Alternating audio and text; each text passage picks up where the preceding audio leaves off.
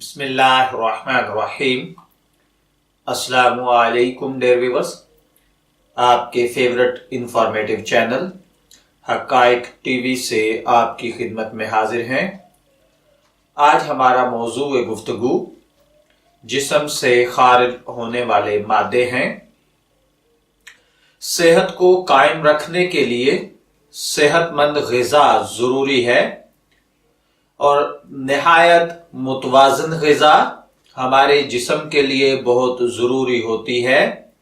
سب سے اہم بات یہ ہے کہ غذا کھانے کے بعد جو فضلات جسم میں اکٹھے ہوتے رہتے ہیں ان کا اخراج نہایت ضروری ہے۔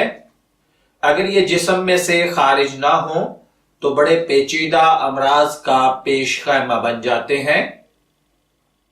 لہذا جس شخص کا نظام اخراج یا استفراغ درست نہ رہے وہ کبھی بھی کسی بھی پیچیدہ مرض میں مبتلا ہو سکتا ہے، لیکن اگر اس کا نظام اخراج درست رہے تو وہ کبھی کسی پیچیدہ مرض میں مبتلا نہیں ہوتا۔ نظام اخراج میں پیشاب، پاخانہ، منی، خون حیض، پسینہ، تھوک وغیرہ شامل ہیں۔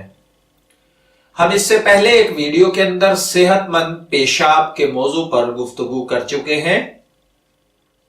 آج ہمارا موضوع گفتگو صحت مند پاخانہ ہے، یعنی کیسا پاخانہ اگر ایک صحت مند نوجوان کو یا ایک صحت مند انسان کو خارج ہو تو کہا جائے گا کہ اس کا نظام اخراج میں سے پاخانے کا سسٹم سب سے بہترین ہے۔